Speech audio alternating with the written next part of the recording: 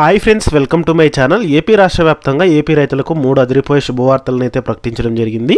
3 పథకాల డబ్బులను అయితే జమ అయితే చేయనున్నారు. దానికి సంబంధించిన పూర్తి ఇన్ఫర్మేషన్ ఈ వీడియోలో అయితే తెలుసుకుందాము. వీడియోని అయితే స్కిప్ చేయకుండా చివరి వరకు చూడండి. వీడియోలోని ఇన్ఫర్మేషన్ నచ్చినట్లయితే ఛానల్ని సబ్స్క్రైబ్ చేసుకోండి. వీడియో యూస్ఫుల్ అనిపిస్తే మీ ఫ్రెండ్స్ అండ్ ఫ్యామిలీ మెంబర్స్కి మన వీడియోస్ని అయితే షేర్ చేయండి. అలాగే చాలామంది చూస్తున్నారు కానీ లైక్ చేయట్లేదు. మీరు ఎన్ని లైక్స్ చేస్తే నాకు అంత సపోర్టివ్గా ఉంటుంది. వీడియో కూడా ఎక్కువ మందికి రీచ్ అవ్వడం జరుగుతుంది. తద్వారా వీడియోలోని ఇన్ఫర్మేషన్ అనేది ఎక్కువ మందికి తెలిసే అవకాశం అయితే ఉంటుంది. ఇక టాపిక్లోకి అయితే వెళ్ళిపోదాము. సో ఏపీ రాష్ట్ర వ్యాప్తంగా రైతులకైతే కనుక రాష్ట్ర ప్రభుత్వం మరియు కేంద్ర ప్రభుత్వం అయితే కనుక అదిరిపోయే శుభవార్తలను అయితే ప్రకటించడం జరిగింది.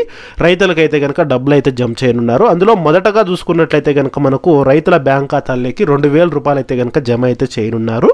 అంటే మనకు కేంద్ర ప్రభుత్వం అయితే కనుక రైతుల బ్యాంక్ ఖాతాల్లోకి ప్రతి సంవత్సరం 6,000 రూపాయలు అనేది అయితే జమ చేస్తుంది. సో పీఎం కిసాన్ పథకం ద్వారా అయితే కనుక ఈ నిధులను అయితే జమ అయితే చేయడం జరుగుతుంది. అందులో భాగంగానే 6,000 రూపాయలు అనేది 3 విడతల్లో జమ చేయడం జరుగుతుంది. ఇప్పటికీ చూసుకున్నట్లయితే టోటల్గా 16 విడతల డబ్బులు అయితే జమ చేసింది. అంటే దాదాపుగా మనకు 32,000 వరకు అయితే కనుక జమ అయితే చేసింది. ఇక 17వ విడతకు సంబంధించిన నిధులు కూడా అయితే కనుక జమ అయితే చేయనుంది.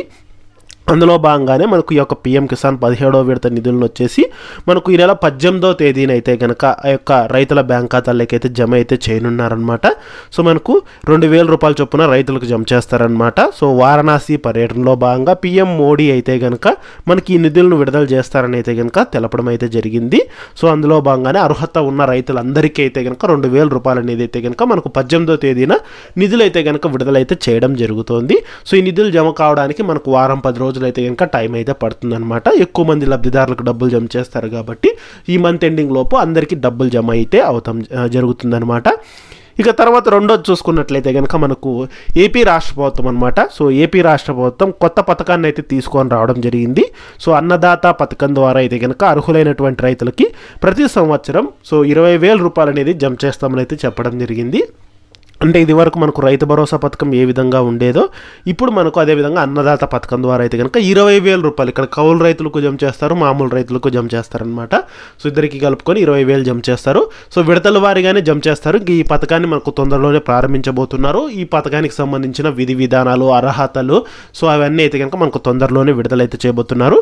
ఇది వరకు మీరు వైఎస్ఆర్ రైతు భరోసా పథకానికి అర్హులై ఉంటే కనుక తప్పకుండా ఈ అన్నదాత పథకానికి కూడా అయితే కనుక అర్హులైతే అవ్వడం జరుగుతుంది అనమాట.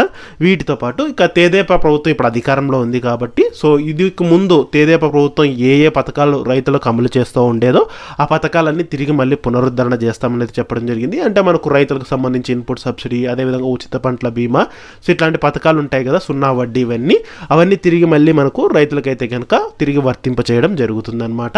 ఇది లేటెస్ట్ అప్డేట్స్ అయితే కనుక. సో త్వరలోనే ఈ పథకాలకు సంబంధించిన అప్డేట్స్ అయితే రానున్నాయి. సో అవన్నీ మీరు మిస్ కాకుండా ఉండాలంటే కనుక ఛానల్ని సబ్స్క్రైబ్ అయితే చేసుకోండి.